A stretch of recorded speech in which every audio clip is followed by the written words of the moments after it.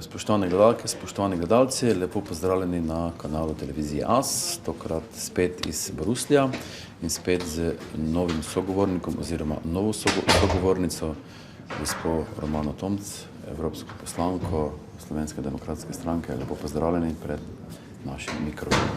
Lep pozdrav. Torej, nov mandat se komaj prav začenja. Torej, vemo, da še vse stvari niso urejene, pa morda prvo vprašanje za vas, kako je sedaj s to Evropsko komisijo, s temi komisarji in s tem, kako daleč so te zadeve? Malce zamujamo, oziroma zamujajo, bi lahko rekli. Predvideno je bilo, da Evropska komisija z delom začne 1. novembra. Zaradi tega, ker 3 kandidati niso bili potrjeni na odborih Evropskega parlamenta, so jih morale države zamenjati in to je seveda vzelo nekaj časa, tako da sedaj upam, z včerajšnjim dnem imamo tudi potrjenega zadnjega kandidata in o celotni komisiji bomo odločali naslednji teden v Strasbourgu. Če bo, in jaz predvidevam, da bo Evropska komisija potrjena, potem ta lahko začne z delom 1. decembra. To pomeni 1 mesec zamika, kar sicer se malo vseeno pozna, ne prihajajo dosjeji iz Evropske komisije, o katerih bi tu v Evropskem parlamentu lahko razpravljali. Ampak vendarle, mandat je dolg 5 let in ta mesec bo prav gotovo bo treba malce hitreje začeti delati v naslednjih mesecih, pa se ne bo tako poznalo. Lahko pričakujemo kakšne spremembe, ker bo nekako Evropa skočila iz Junckera na von der Leyenovo. Bo se tu cela zadeva bolj nagnila v levo, v desno, ali bo ostala približno tista podobna ta politična pot, kot je bila teh zadnjih 5 let? Ja, oba prihajata iz iste politične linije, to se pravi moje politične desno-sredinsko usmerjena Evropska ljudska stranka sta bila tako Juncker kot tudi von der Leyenova. Jaz sem odkrito povedala večkrat, da nisem bila največja navdušenka nad delom Jean-Claude Junckerja, malce bolj na gospodarskem področju, kjer mu priznam, da je predstavil odličen gospodarski program za. Če se spomnite, par let nazaj, ko smo bili v veliki krizi, se prav s tem programom se evropsko gospodarstvo tudi nekako na novo zagnalo, vendar na ostalih področjih pa bi imela marsikaj za pripomniti glede njegovega dela in njegove učinkovitosti, tudi njegovega obnašanja, ne nazadnje. Von der Leyenovo poznam že dlje časa. V času, ko je Slovenija predsedovala in ko sem jaz hodila v Bruselj zastopati slovenska stališča, to je bilo leta 2008, je bila von der Leyenova ministrica za delo Nemčije. Tako da smo precej sodelovali in od takrat moram reči, da jo imam v spominu kot neko odločno žensko, tako da upam, da se je v tem času samo še okrepila v tej svoji odločnosti in da bo pri odločitvah čim bolj samostojna. To je pomembno, ker ona je Nemka in ne bi želela, da prav gotovo to ni mogoče čisto izločiti, ampak da bi tukaj prevladala neka politika Merklove. To ne bi bilo v redu in upam, da bo von der Leyenova v teh odločitvah čim bolj samostojna. Mi bomo seveda svojimi odločitvami pa pri tem ne samo stali ob strani, ampak jo tudi nadzorovali, sprejemali predpise, ki jih Evropska komisija prinese v parlament. Težko je reči levo ali desno, ker je prva izmed komisarjev, von der Leyenova, predsednica komisije, vendarle ena izmed mnogih in približno pol je komisarjev iz Evropske ljudske stranke, pol iz socialistov, nekaj tudi iz starega ALDE, nove Renew stranke in tudi ostali, tako da bomo videli, kam bo šla pot. Jaz sem že povedala ob njenem imenovanju, da ne glede na to, da prihaja iz moje politične skupine, da se v pretežni meri strinjam z idejami in z načrtom, ki ga je predstavila že pri svoji kandidaturi, pa vendarle bom v tem mandatu, mislim, da tudi cela poslanska naša skupina, zelo previdna pri potrjevanju vseh idej.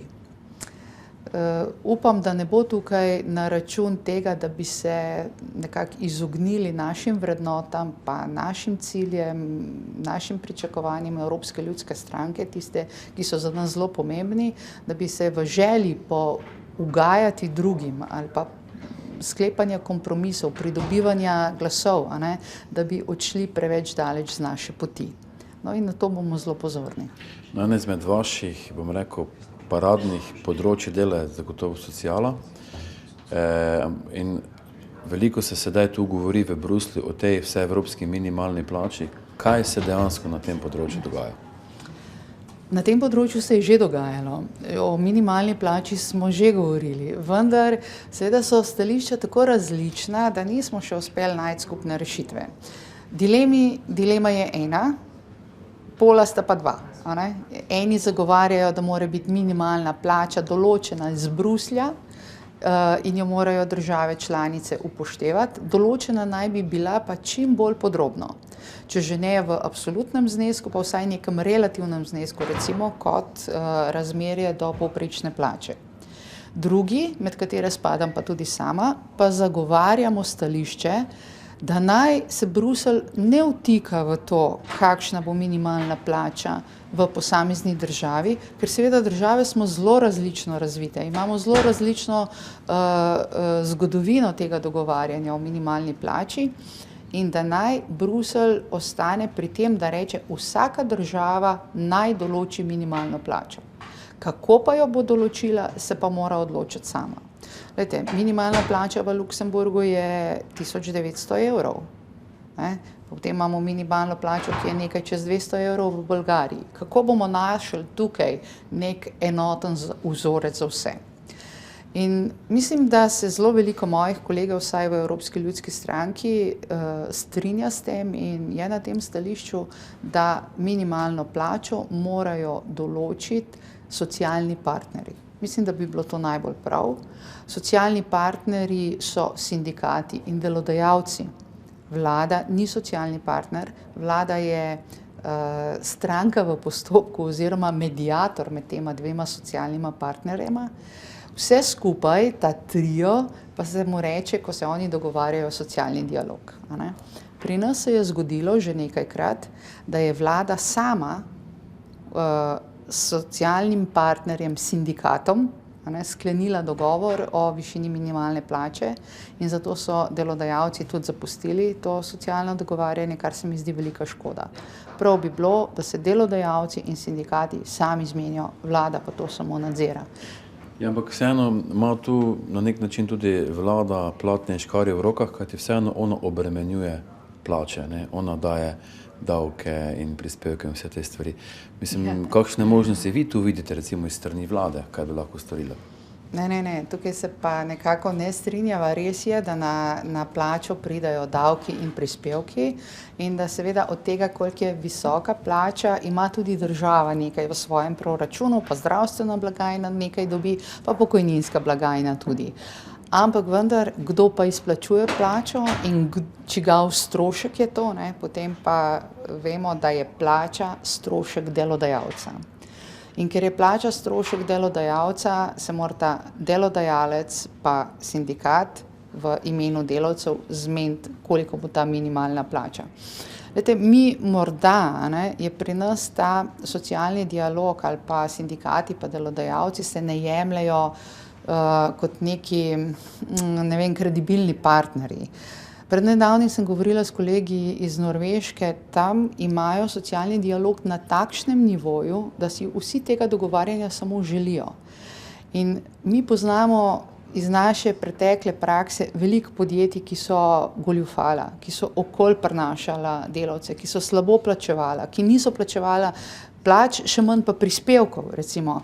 Ampak to so zgolj neke deviacije, odkloni, slabe prakse, Dobri delodajalci, kakršnih si mi tudi v Sloveniji želimo, dobri delodajalci skrbijo za svoje zaposlene in jim plačajo dostojno plačo, tudi minimalno plačo. In tudi v Sloveniji imamo takšne.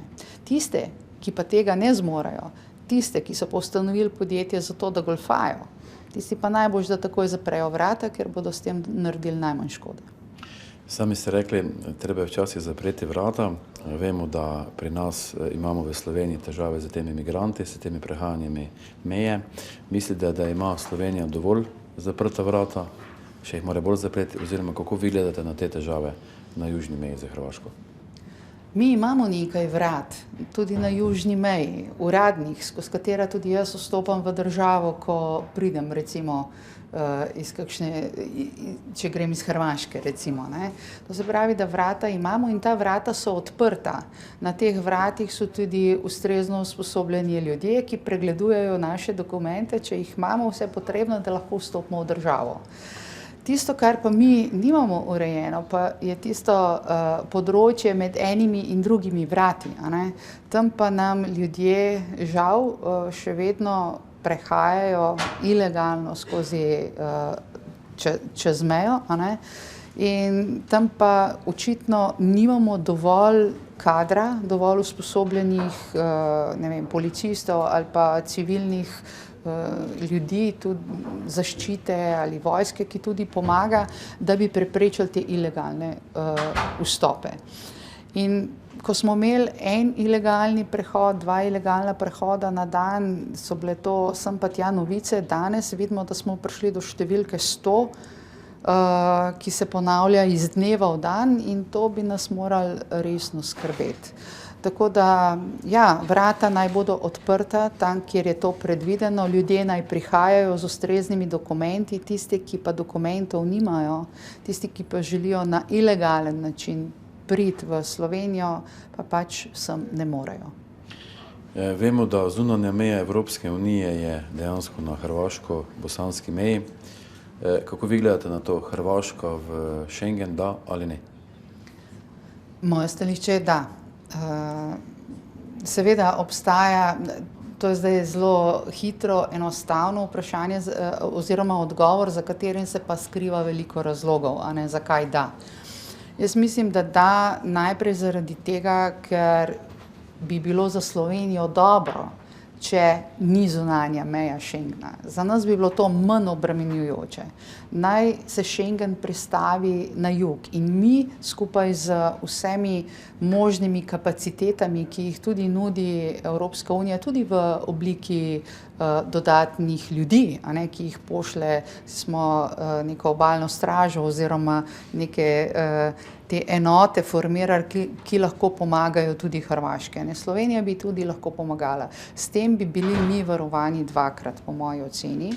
Prvič na južni meji, ki bi bila zdaj Hrvaška, a ne. Če pa to varovanje ne bi bilo preveč uspešno, potem bi pa mi seveda se še vseeno lahko poslužili ukrepov, kot jih izvaja tudi Avstrija ali pa recimo Nemčija, Italija, in bi tudi našo mejo še enkrat ponovno zaščitili. Ampak jaz mislim, da bi imeli vseeno tukaj manj dela.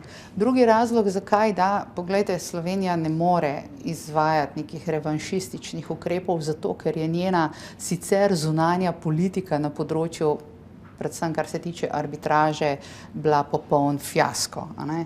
In jaz mislim, da je to neprimerno in nedostojno in kakršnokoli izsiljevanje ne pride v poštev.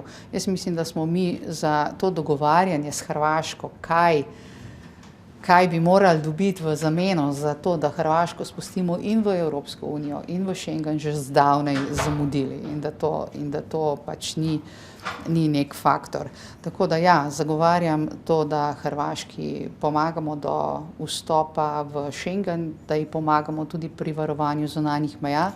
Se pa seveda zavedam, a ne, da bo to varovanje Hrvaška zelo, zelo težko opravljala, da ima izrazito problematično mejo z Bosno, dolgo mejo in da tukaj bodo morali narediti marsikaj več od tega, kar počnejo zdaj.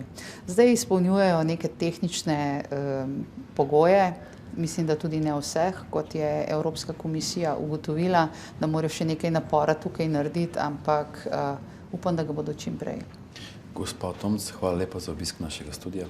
Prosim, hvala lepa tudi vam in seveda vsem gledalkam in gledalcem.